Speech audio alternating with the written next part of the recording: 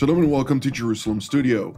Tensions between Israel and the Islamic Republic of Iran have escalated this past month, with both words and warheads being exchanged between the armed forces of both Jerusalem and Teheran.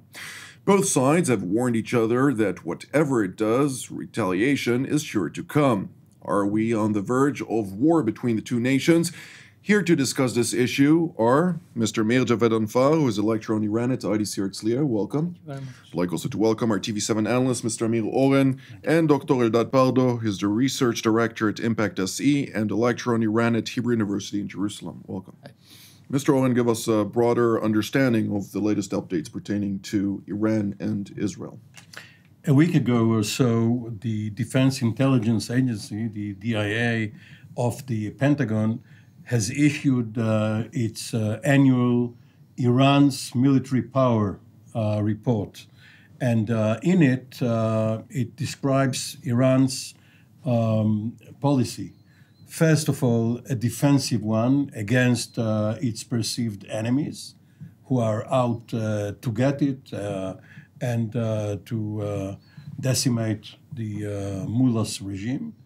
And secondly, to become the dominant power, as they call it, a Persian Shia power in a Sunni Arab region, with Israel being the Khomeini regime's mythological or ideological little Satan, next to the big Satan, the United States. And now there is also a middle Satan, Saudi Arabia.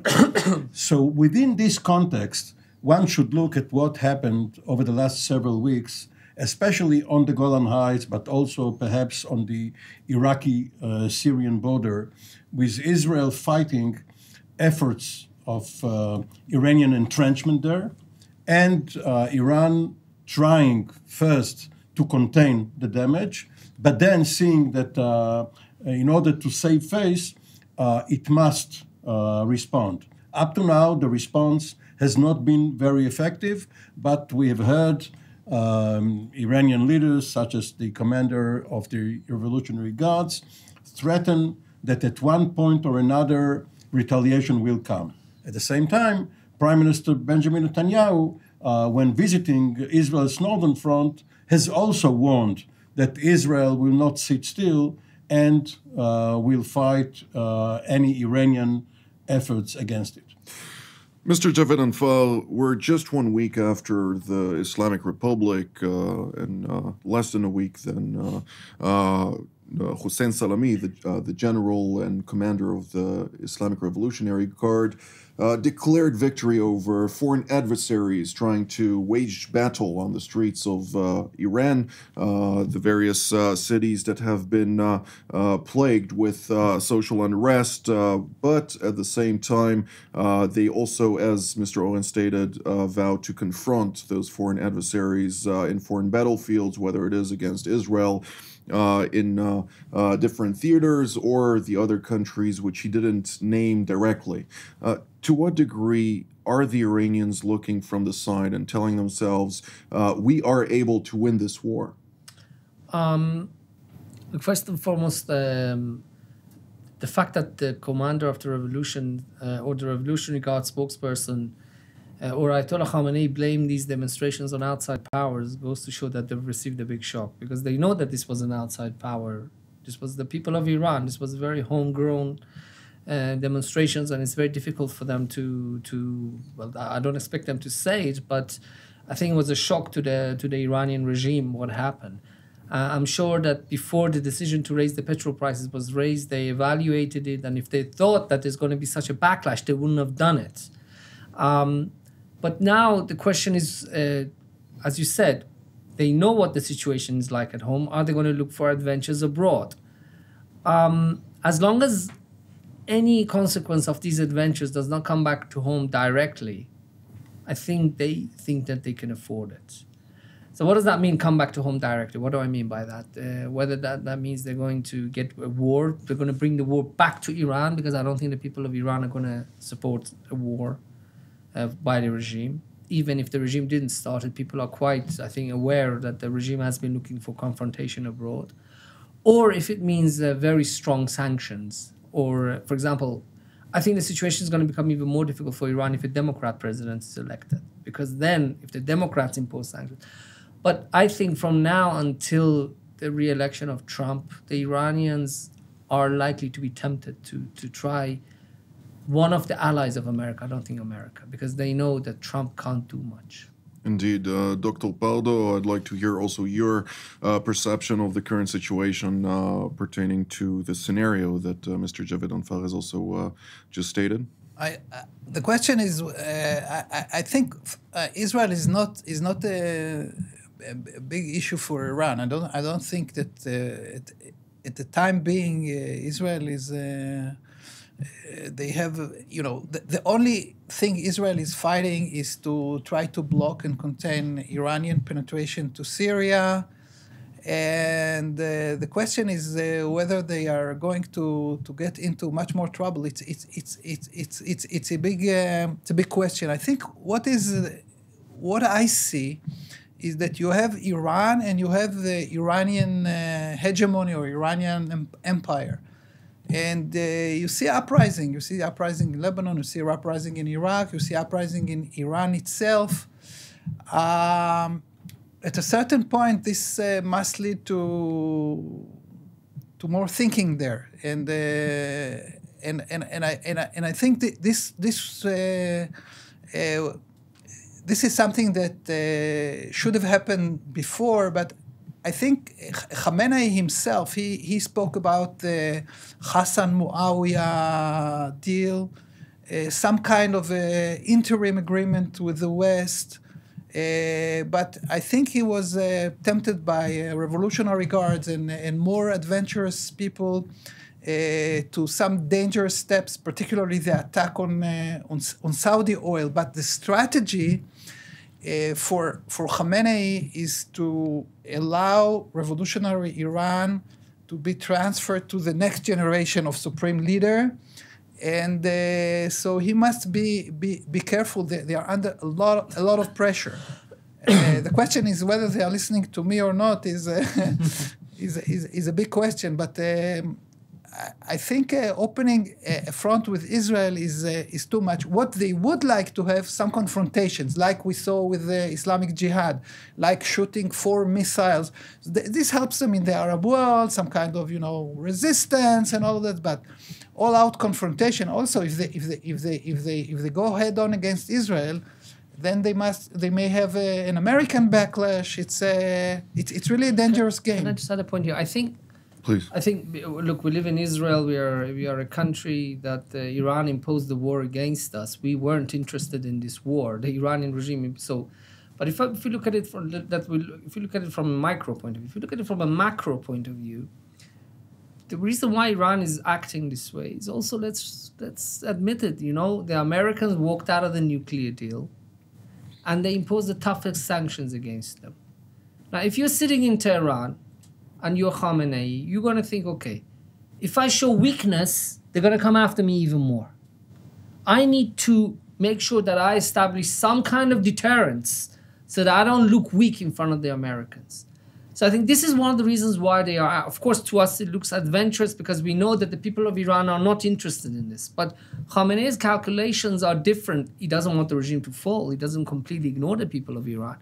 But the way he looks at it is that he had to swallow a very, very bitter drink called the JCPOA. And then he feels, that's his feeling, that he was wronged. So he's not just going to sit there. So this is his policy. But is it something that the people of Iran agree? I'll give you two very important indicators.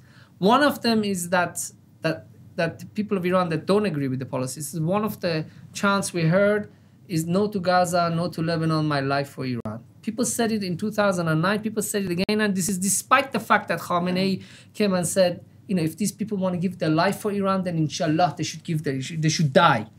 The people came out and said it. That's one indicator that people are.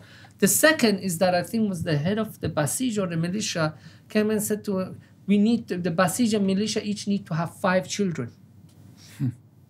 Why? Why do they? Because the average birth rate in Iran is 1.6, average fertility rate. When we left Iran in 1987, it was 5. Now it's 1.6.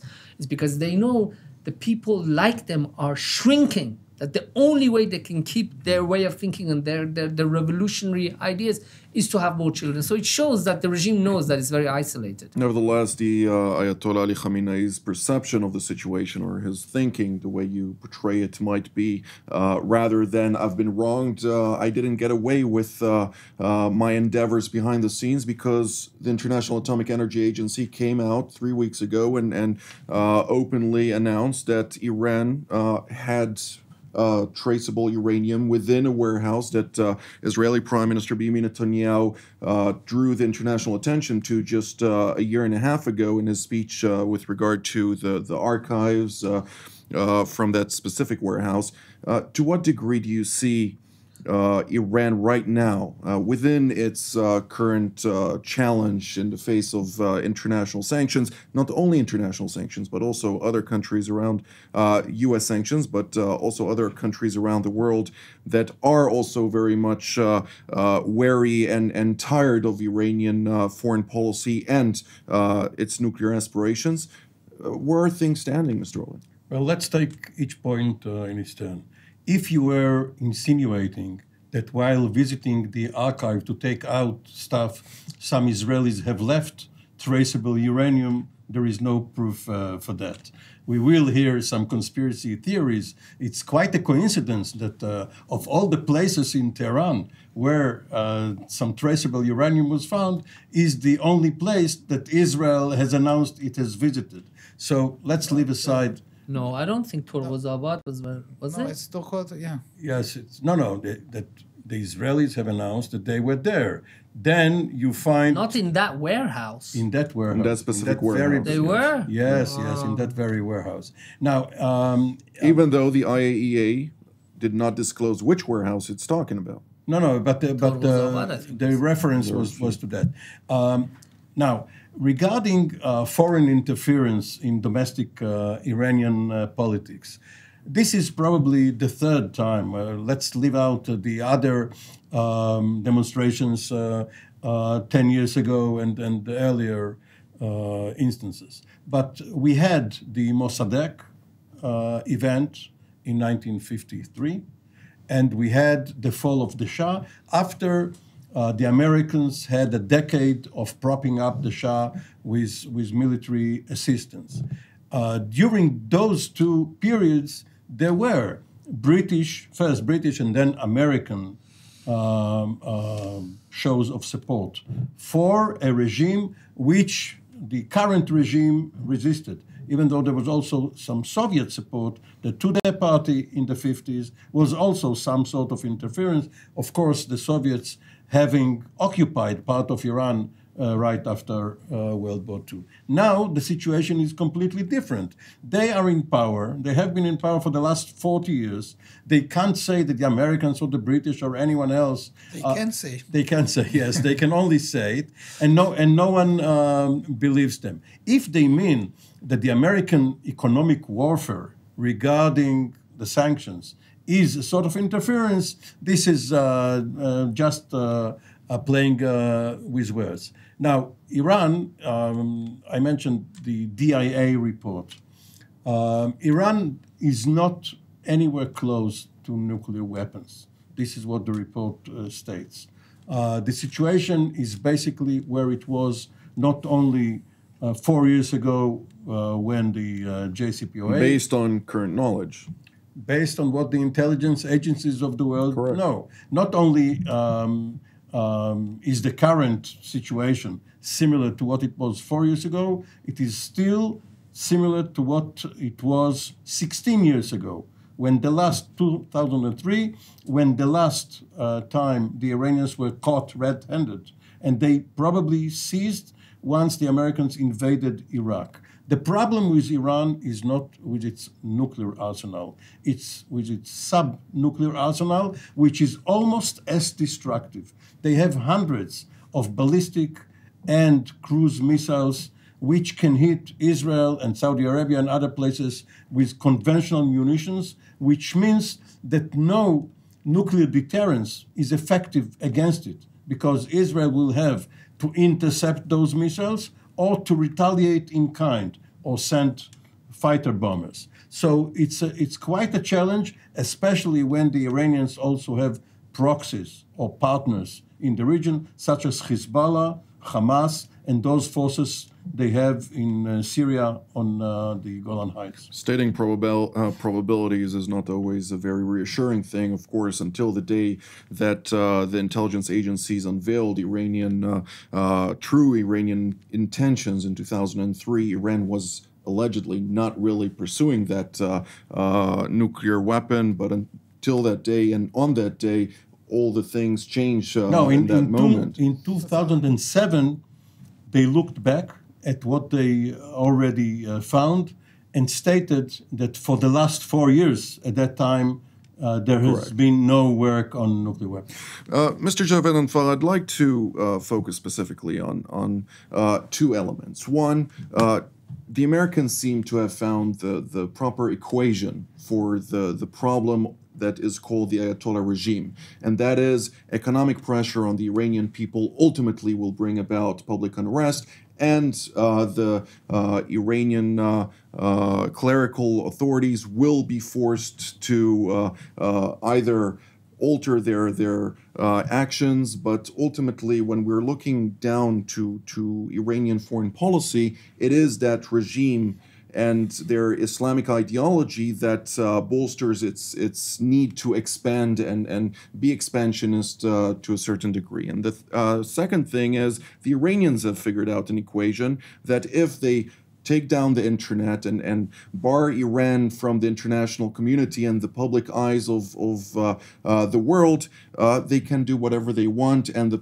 the condemnation from various countries, whether they are from Germany, Great Britain, and so on, are still limited condemnations that are not really based on factual evidence, because the ability to actually reach that and influence public sphere in the international arena is limited to a certain degree. Are we now faced with a new equation where totalitarian regimes around the world will start employing this new method of just removing the internet altogether the moment there is social unrest and then dealing with it until it's subdued?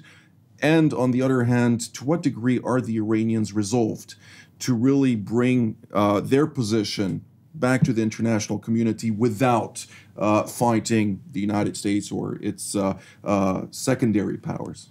Okay, regarding the internet, I think there is the risk you run when you shut off the internet. Is that before, when the internet is on, people would check Telegram, see what's going on. But if there's no internet and people want to know what's going on, what are they going to do? They're going to leave the house. And once they leave the house, they see people gathering around the square on top of the street, and then you could just become you can become part of the part of the demonstration, even if you don't want to. What about the international community? Look, I don't want to say it's the same, but Bashar al-Assad used chemical weapons against his own people. Which international community? What are you going to do? You're going to take Iran to United Nations Security Council? The Russians don't want the Iranian regime to fall. They will veto it. I don't think the Iranian regime is already on the toughest sanctions. What else are you going to do? And also, this is a regime that I think is willing to fight and kill many people. So. And about specifically with regard to the sanctions by the United States on Iran, to what degree are the Iranians able to withstand currently, and to what degree is the regime actually able to withstand ongoing pressure of this magnitude? Look, I think I can give you a rough answer because the only person who has access to that golden spreadsheet is Mr. Khamenei, how much money they have. I think by hook and by crook they will survive this year. And then hoping that a Democrat will win. Now, I'm not a U.S. policy expert. You should ask next time a U.S. expert comes in here, what would Biden do? Would he go back to the JCPOA or not? I don't know. But I think they will survive till next year, and then they will see. But if Trump is elected, and as somebody who doesn't like Trump, if Trump is elected, the Iranians are going to be in serious trouble. Also, By the way, regarding the internet, Khomeini, of course, came to power before the internet. Yeah. And rumor mongering is one of the oldest professions. Tape cassettes. Yes, and there were tape cassettes before video cassettes. All of these are technologies long forgotten. People will always find ways to communicate and spread the word. Dr. Pardo? I agree with that. I think I'm thinking about the French Revolution, about the Bolshevik Revolution. I think that the very fact that they disconnected themselves from the internet for 5 or 6 days is mind-boggling. I mean, Iran is not North Korea. It's a very, very sophisticated country with universities and intellectuals and industries. Just pulling the plug, it means that you're talking here really about a small gang of people terrorizing, threatening. Well, they are very well organized and they have some cash. But, I mean, this regime is not going to survive. There is no way, unless Khamenei dies and then there is a fantastic internal reform. It's so much against everything that we know about modern country, and the world is changing. Artificial intelligence, information, inventions, all of this, and Iran is behind. It could have been world leader in so many fields, and it's not. Maybe this helps some people who are unemployed. They go and make missiles because there is no private industry. So in that sense, maybe they have some good brains. But other than that, it's a regime that is waiting to collapse at a certain point. I'd like to actually, I'll give you the chance to respond to this, but Mr. Oren, I'd like to move to the situation where Israel attacked several Iranian installations, including the Iranian headquarters in Damascus, and really destroyed it utterly.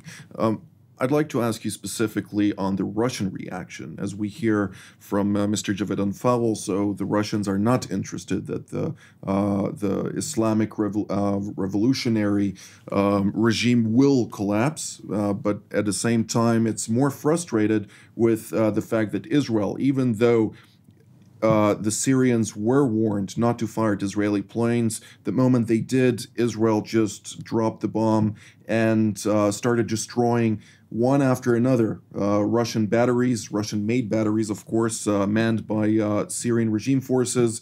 To what degree was the Russian reaction to that when they unveiled suddenly 4 separate Israeli strikes that happened in the span of 1 week, talking about Israeli aggressions towards Iranian forces on a regular basis, also in the border with Iraq, for instance, where they unveiled a few instances where Israel bombed certain facilities there.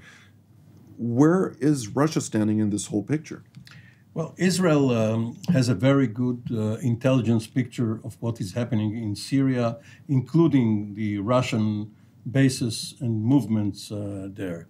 And this sort of transparency helped Israel a few weeks ago, before the events that you have talked about, assassinate an Islamic jihad leader in Gaza, because Israel knew at that time that there was a so-called window where there will be no Iranian activity in Syria, which it will have to attack. Israel acted between 2 periods of Iranian activity. It had that good an information about... Not to forget also the targeted, attempted assassination of Akram al-Ajuri. At the end, of course, they killed his son instead. Right. So this only goes to show you that the Russians are also sophisticated. They make the distinction between Israeli hits in Syria and Israeli hits against the Syrian regime, which they will not allow. They will not allow Israel, or for that matter, the United States, to topple Bashar Assad. They are protecting Assad. They are Assad's guests. and he is vital to them. Were they protecting the Assad regime, however, or were they protecting the reputation of their S-300 surface-to-air missile systems? This is another matter. No, the S-300 missile system did not act against Israel. It was the S-200.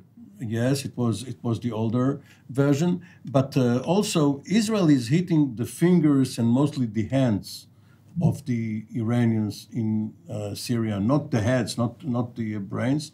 And they have a deconflicting mechanism with the Russians, which operated here. The Russians were given early warning. They were given the basic outline of what is going to be hit, and they cooperated. Well, we're drawing near to the end of the program, so I'd like to give each and every one of you the opportunity to provide your own projections to the near future. Mr. Javedanfar, also with regard to your response, and also specifically on the situation between Israel and Iran. Look, shutting off the internet cost the Iranian economy $1.5 billion. This is not something that the Iranian regime will be using lightly in the future. I think the problem for Iran is not the soft power of United States so much, even though it's very scared of it. It's the soft power of Dubai and Turkey, where most Iranians go, and they look at these countries, the economic progress they've made in the last 40 years, and they look at their country and they come home and they're depressed. I'm not sure that the future of Iran is going to be a democratic one, but I think what people want more than anything is economic prosperity. If they can have democracy, yes, they would welcome it. But Dr. Pardo?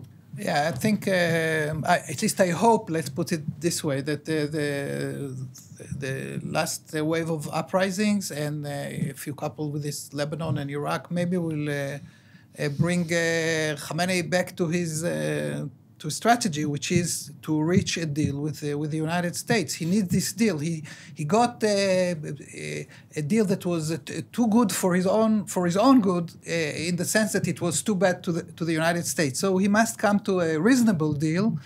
In that case, maybe we'll see some more stability in the Middle East. Mr. Oren? The term red lines is coming back into the Israeli defense lexicon. Originally, it appeared in the 1970s when the Syrians went into Lebanon and Israel laid a red line in the south of Lebanon. If the Syrian forces cross it, then Israel will attack it. Now the Iranians are saying that they will respond once Israel and the United States cross their red lines. Of course, this is very vague. You don't really know what the red line is until you cross it. Well, that's all the time that we have for today, so I'd like to thank Mr. Javedanfar, Mr. Oren, and Dr. Pardo for being with us today. And I'd like to thank our viewers as well, and we will see you next time.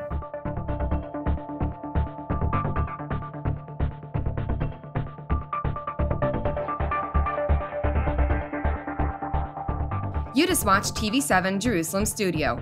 We encourage you to pray for the challenges raised in today's program. If you were blessed by our production, please consider supporting TV7 Israel. The details of our respective bank accounts for donations from Europe and the United States appear on the screen.